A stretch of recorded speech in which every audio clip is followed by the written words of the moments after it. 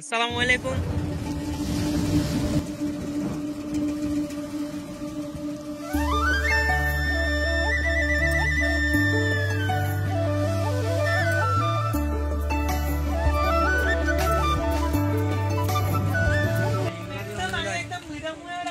কি না এটা তো ইয়ে দেরারি না দিল কি রে ফাইন কত ধরেছ 20 টা ধরেছ তা 30 টা হিসেবে বর্তমানে আমরা যে জায়গায় আছি এই জায়গা সবার কাছে হয়তো পরিচিত, আবার কারোর কাছে যারা নতুন আছে তাদের কাছে হয়তো অপরিচিত। জায়গাটির নাম হলো গুচ্ছগ্রাম, ইসাপুর গুচ্ছগ্রাম, যেটাতে আমরা আগে আরো অনেক ব্লগ বানিয়েছি, আপনাদেরকে দেখিয়েছি এই জায়গার সৌন্দর্য। মানে আসলে অসাধারণ জায়গাটি। দক্ষিণ পাশে সমুদ্র, পশ্চিম পাশে নারিকেল বাগান, আর উত্তর পাশে রাস্তা দিয়ে মানুষের যাতায়াত, যে রাস্তা দিয়ে মানে যাতায়াত করে সে রাস্তাটি আপনারা আসলে হয়তো বুঝতে পারবেন যে জায়গাটি কত সুন্দর। আসে এখন আমি আপনাদেরকে দেখাবো সামনে যে ফেরিটা, ওই ফেরিটা ঘুরে ঘুরে দেখাবো। তো চলুন যাওয়া যাক। সকাল বাজছে ফিরবো না, আর অল্প কিছুক্ষণ পরে আমরা ওই জায়গাটাতে চলে যাব।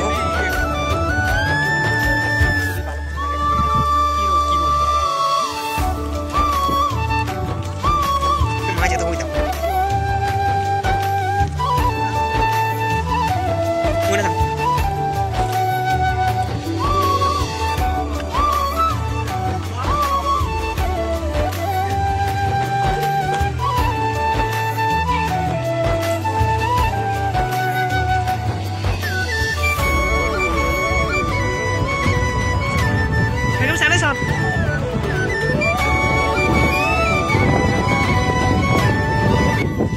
এই জায়গাটা অনেক পিচ্ছিল, একটু অসাবধানতা অবলম্বন করলে এখানে পড়ে যাওয়ার সম্ভাবনা বেশি।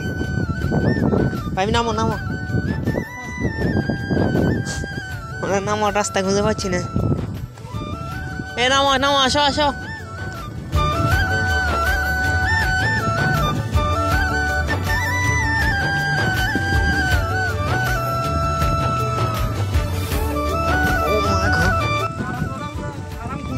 চলো চলো চলো চলো।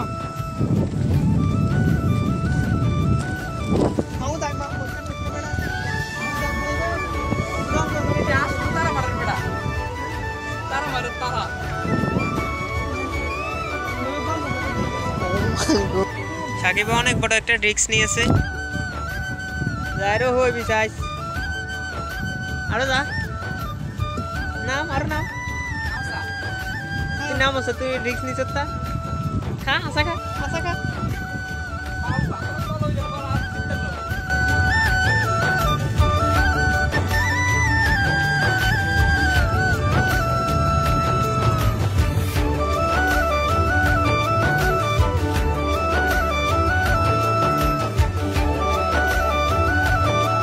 আমিও একা দাঁড়িয়ে আছি, সাকিব ভাইও একা দাঁড়িয়ে আছে, কিন্তু এটা দুইজন একসাথে কি করতেছে?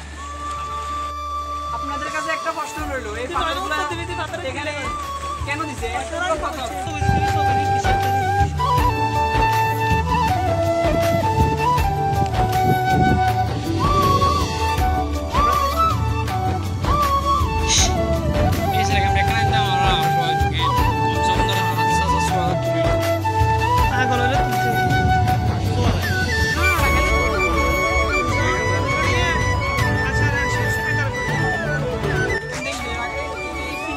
কিছুক্ষণ হাঁটার পর অনেক সুন্দর একটা জায়গা দেখলাম।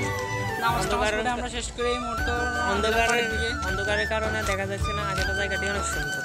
না না, আমরা বাড়ির দিকে এই কিছুক্ষণ হলো রওনা দিলাম। এবার এটা হচ্ছে মুসাফুর ক্লোজা যাওয়ার রোড, মানে যে বেরিবারটা আছে সেটা, আর এটা দিয়ে সম্ভবত কচ্ছবিয়া যায়। তো চলেন আমরা বাংলা বাজার যাই। বাংলা বাজার এসে আসার পর এরা কি যাবে ডিসাইড করতে পারছে না, আপনাদের উপর নির্ভর। তো আপনারাই বলুন এরা কি যাবে।